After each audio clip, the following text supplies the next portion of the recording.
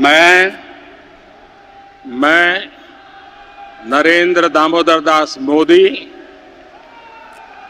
ईश्वर की शपथ लेता हूं कि मैं विधि द्वारा स्थापित भारत के संविधान के प्रति सच्ची श्रद्धा और निष्ठा रखूंगा।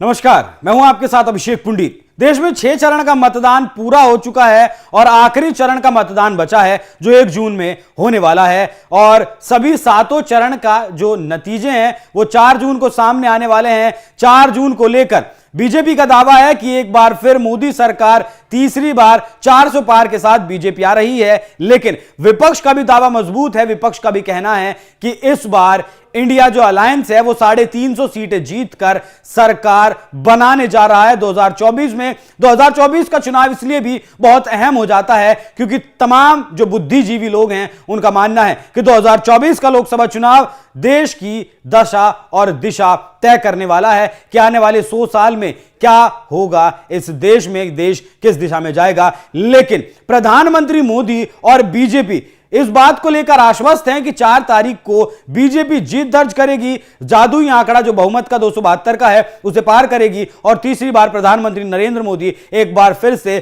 शपथ लेंगे। और इसके लिए बीजेपी ने तैयारियां भी शुरू कर दी हैं। जो शपथ ग्रहण समारोह अब इससे पहले राष्ट्रपति भवन में होता था, उसके लिए अब खबर ऐसी आ रही है कि इस बार का जो शपथ ग्रहण समारोह होगा वो राष्ट्रपति भवन में नहीं होगा बल्कि वो कर्तव्य पथ पर किया जाएगा, जिसे आप इससे पहले राजपथ के नाम से जानते थे, जिसका नाम बदलकर कर्तव्य पथ कर दिया गया। और इसके पीछे का तर्क ये दिया गया है कि देश और दुनिया के तमाम मेहमान इस बार के शपथ ग्रहण समारोह में बुलाए गए हैं और उन मेहमानों की व्यवस्था के लिए जिससे ज्यादा से ज्यादा लोग इस शपथ ग्रहण के समारोह में शामिल हो सकें, इसलिए ये अब जो समारोह होना था, जो कार्यक्रम होगा वो राष्ट्रपति भवन में ना करके कर्तव्य पथ पर किया जाएगा। बीजेपी ने इस समारोह के लिए तैयारियां भी शुरू कर दी हैं और 4 जून के बाद इन तैयारियों में तेजी लाने की बात कही जा रही है। और ऐसा कहा जा रहा है कि 4 जून को जब नतीजे आएंगे और प्रधानमंत्री मोदी को बहुमत मिलता है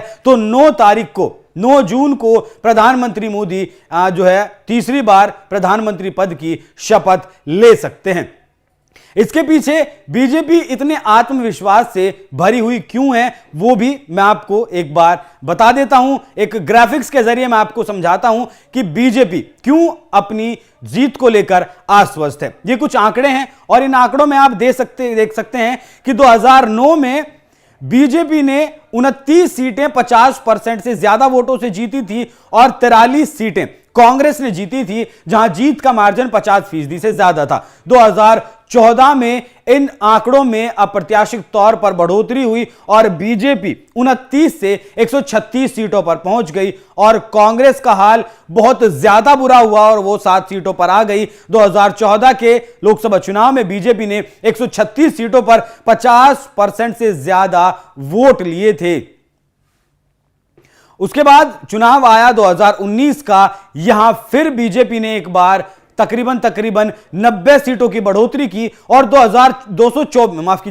224 सीटें ऐसी थी जिन पर बीजेपी ने जीत दर्ज की थी 50% से ज्यादा वोटों से। कांग्रेस की सीटों में थोड़ी सी बढ़ोतरी हुई, उसकी सीटें 2014 के मुकाबले 7 के मुकाबले 18 हुई। तो 2024 सीटें तो बीजेपी के पास ऐसी हैं जिन पर बीजेपी की हार बिल्कुल असंभव सी बात लगती है, क्योंकि अगर आपके पास 50% से ज्यादा वोट हैं तो, और अगर उसमें एंटी इनकम्बेंसी अगर जोड़ दे, हालांकि एंटी इनकम्बेंसी कोई बहुत ज्यादा दिखाई नहीं दे रही इस चुनाव में, अगर है भी तो बहुत ज्यादा वोट नहीं घटने वाले हैं। यही कारण है कि बीजेपी पूरी तरीके से आश्वस्त है कि वो 272 का आंकड़ा छू रही है। इसके लिए मैं आपको एक और ग्राफिक्स दिखाता हूं, एक और ग्राफिक्स से मैं आपको समझाता हूं कि क्यों बीजेपी ये ताल ठोकने में लगी है कि 4 जून को वही शपथ लेगी। उत्तर प्रदेश में 2019 में 80% का रेशियो रहा था, 64 सीटें बीजेपी ने जीती थी। बिहार में 40 में से 39 सीटें जीती थी बीजेपी ने, 98% उसका जीत का प्रतिशत रहा था। मध्य प्रदेश की 29 सीटों में से 28 सीटों पर जीत दर्ज की थी, जीत का जो फीसदी था वो 97% था। गुजरात की 26 सीटों में जो है जीत दर्ज की थी, 100% सीट वहां जीती थी। राजस्थान में 25 में से 24 जीती थी, हरियाणा में 10 में से 10 जीती थी। छत्तीसगढ़ की अगर बात करें तो 11 सीटों में से 9 सीटें बीजेपी जीतने में कामयाब रही थी। झारखंड की अगर हम बात करें तो यहां 11 सीटें जीती थी, उत्तराखंड में 5 सीटें जीती थी,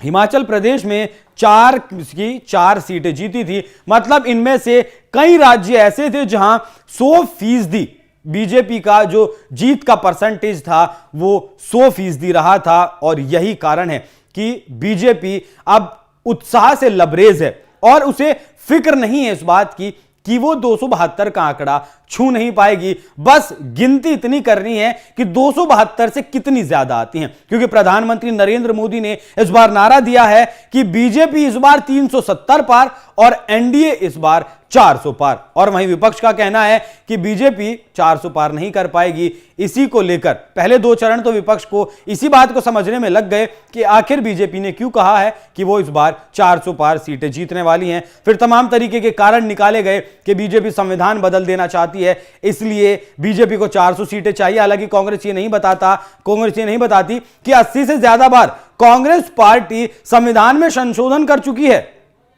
इंदिरा गांधी के वक्त जब 1975 में इमरजेंसी लगाई गई, उस वक्त अपने हिसाब से संविधान को चलाया गया, संविधान को बनाया गया। संविधान का जो प्रियम्बल है, मूल जो संरचना है, उसमें बदलाव कर दिया गया। और इंदिरा गांधी के वक्त तो लगता था जैसे एक मिनी संविधान कांग्रेस पार्टी की तरफ से लिख दिया गया था। लेकिन प्रधानमंत्री नरेंद्र मोदी का कहना है कि कोई भी आरक्षण को छू भी नहीं सकता, संविधान को कोई बदलने की बात सोच भी नहीं सकता। तो जो एजेंडा कांग्रेस पार्टी की तरफ से चलाया गया था 400 सीटों को लेकर, उसे बीजेपी ने बीच चुनाव में ध्वस्त कर दिया और चुनाव का मुद्दा यह है ही नहीं।